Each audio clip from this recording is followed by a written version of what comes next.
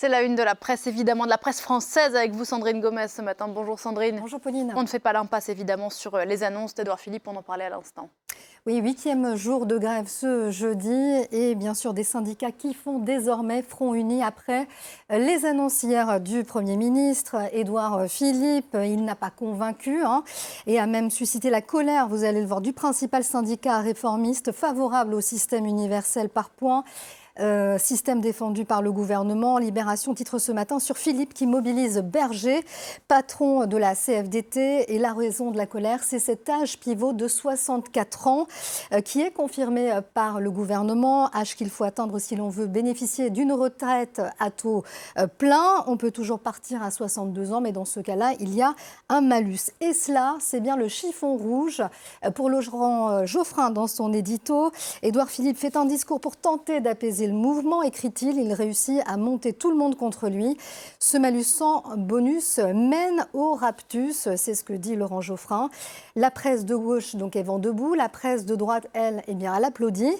Édouard Philippe a fait le choix de la fermeté, acquiesce le Figaro ce matin. Ici, on salue une intervention globalement réussie avec cette bonne surprise. La bonne surprise, c'est bien sûr l'âge pivot ici. Donc c'est très bien, 64 ans, un compromis raisonnable. On n'a pas assisté à la grande régression sociale que dépeignent la CGT et ses acolytes, peut-on lire dans l'édito. Le journal donc cite ici les principales annonces, système universel, pension minimum à 1 000 €, extension de la pénibilité. Bref, la question est de savoir ici où est-ce qu'on va trouver tout l'argent pour financer tout ça. Édouard Philippe qui fait preuve de fermeté et qui engage l'épreuve de force, écrit de son côté l'opinion.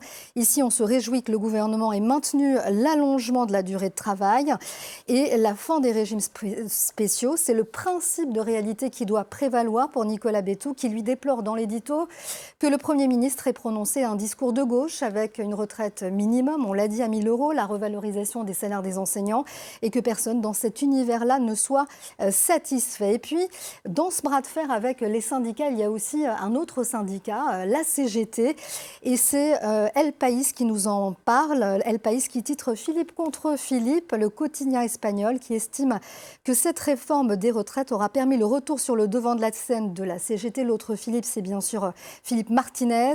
La CGT, un syndicat en perte de vitesse depuis à peu près 5 ans. En 2017, il a été devancé par la CFDT en tant que principal syndicat français. Et des syndicats, on le sait, qui ont été relégués au second plan par le mouvement des Gilets jaunes qui, eux, sans leader, ont réussi à faire reculer le gouvernement.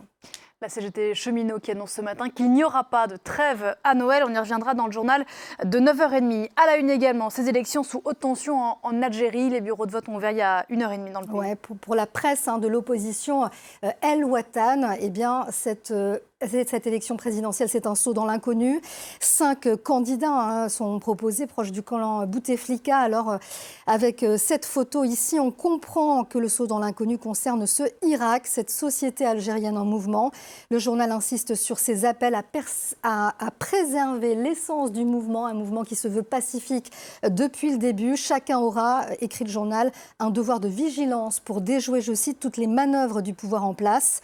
Dans un pays où la presse est de plus en plus muselée, de nombreux quotidiens appellent bien sûr à soutenir cette présidentielle. Le journal Horizon, vous le voyez ici, parle d'une occasion historique pour la consécration de la démocratie. L'édito met en garde, appelle à placer l'État-nation au-dessus de tout afin d'éviter le piège de la fitna, la guerre civile dramatiquement vécue par l'Algérie pendant la dérive sanglante, c'est ce que dit ce quotidien.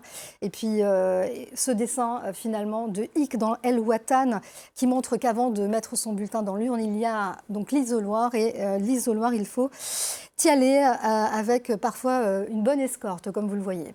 Et qu'est-ce qu'on retient dans la presse internationale ? Oui, alors la presse internationale, elle s'arrête surtout sur cette abstention massive qui risque de marquer ce scrutin. Les Échos, en France, titrent sur ce scrutin présidentiel sans les Algériens. Et le risque, c'est que le président qui sera élu ce jeudi est d'ores et déjà discrédité car il n'est pas reconnu, il ne sera pas reconnu par l'opinion publique. Et puis, en toile de fond de cette élection, nous rappelle l'opinion, il y a la France qui est accusée de tous les maux. La thèse complotiste a pris de l'ampleur depuis le début du mouvement. La main invisible de l'ancienne puissance coloniale est vu partout, nous dit l'opinion, y compris chez certains manifestants minoritaires. On sait pourtant que la ligne officielle de Paris, c'est toujours non, ni ingérence ni indifférence. Merci beaucoup Sandrine. Il y a une autre élection aujourd'hui, ce sont les législatives anticipées au Royaume-Uni. On n'a pas le temps d'en parler avec vous, mais on en reparle dans un instant dans le journal de 9h30. À tout de suite.